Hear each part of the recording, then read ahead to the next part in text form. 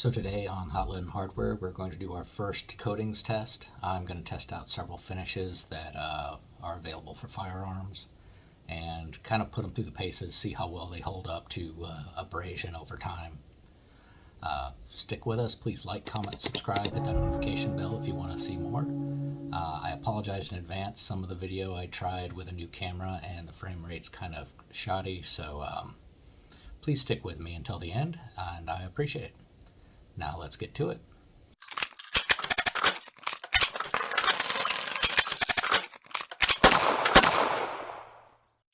I picked up a steel bar and an aluminum bar to test the finishes on.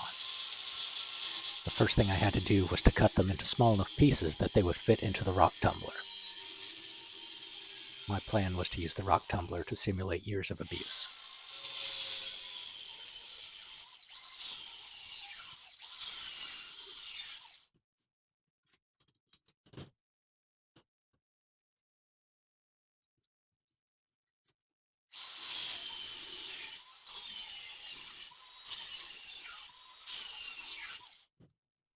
Next, I used my grinder to round the corners and edges of the metal. This ensured I would not cut myself in handling the parts.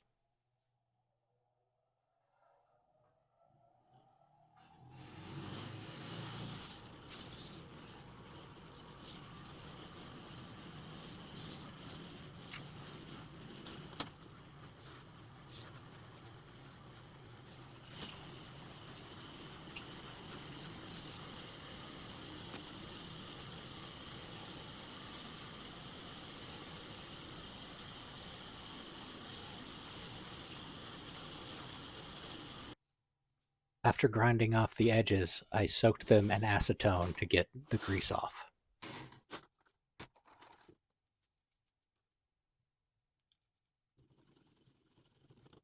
I proceeded to sand down the metal and aluminum pieces that were going to be painted with the Aluma-hyde and the enamel paint to make sure it had better adhesion.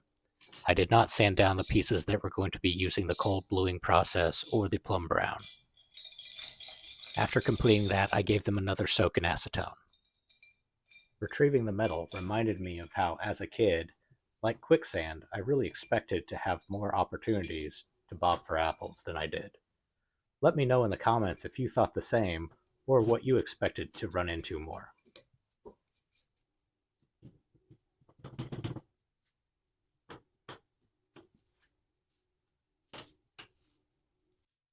First thing I did after everything was dry was prime the piece of metal and aluminum that we're going to take the enamel paint.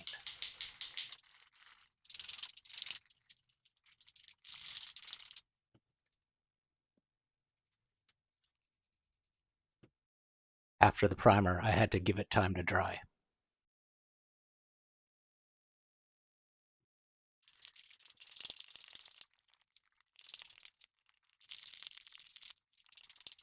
I used a Rust-Oleum gray enamel as the top coat.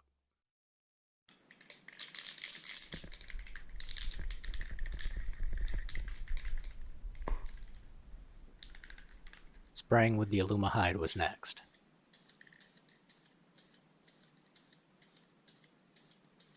The Aluma-hyde did not have any kind of a primer base coat. It was simply the cleaned metal. One additional note with the Aluma-hyde, as I mentioned in my pistol painting video, it comes with cleanout nozzles that you're supposed to attach and spray the can upside down to make sure the paint doesn't clog up. When done, I kept both the original nozzle and the cleanout nozzles in some acetone.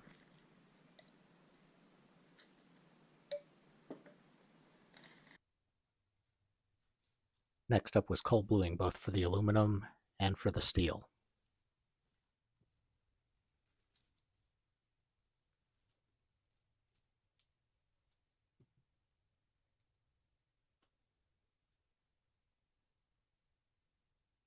I started with cold bluing the steel. This involved wiping the bluing solution onto the metal, waiting a minute, rinsing it with water, buffing it out, and then starting over again if I wanted a darker color.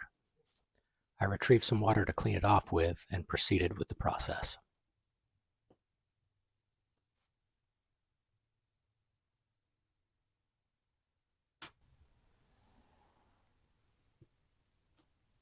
After applying the bluing solution a second time, I had to set a timer for a minute. Hey Google, set timer for 1 minute. All right, 1 minute, starting now. And after a couple sneezes, I still had time to kill. So I did a little dance.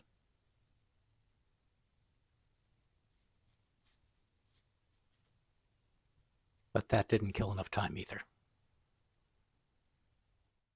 After 3 coats, I thought it turned out pretty well.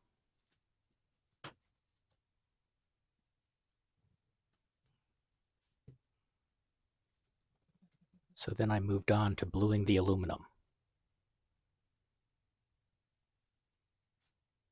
This bluing solution is the same brand, but specifically made for aluminum instead of steel.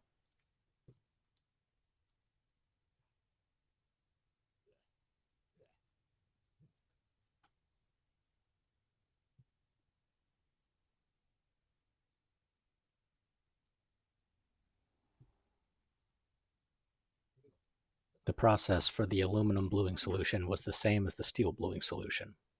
So there was a lot of waiting again.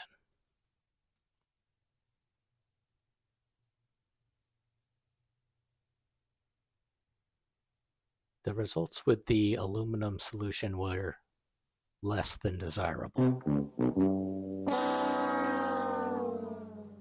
So I went ahead and sanded it down all over again, re-cleaned it with acetone, and restarted the process. The second attempt was far more successful.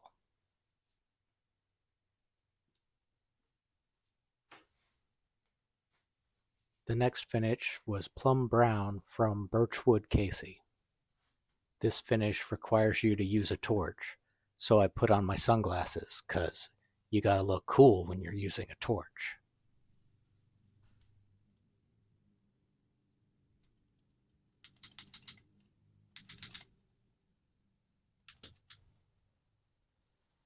Now this may look a little stupid, but the instructions said the metal needed to be hot enough that water would sizzle.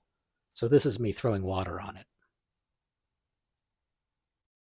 Now unfortunately the camera angle is really bad. My plan was to be able to get everything with the GoPro on my head, but unfortunately I didn't angle it enough to pick up anything, so that video was worthless. Basically what I'm doing is I'm heating the metal in the vise with the torch until it gets hot enough. Then I take a rag dipped in the solution and wipe it on the metal. The process turns the metal a deep brown. Once the browning process is complete, I had to take a carding wheel and buff the metal. Then I get to repeat the process until I get to the shade of brown that I want. For all of these bluing or browning solutions, I simply did it 3 times. I wasn't trying to get to a specific color, but since we are testing resistance, I thought it only fair if I do an equal number of coats for each product.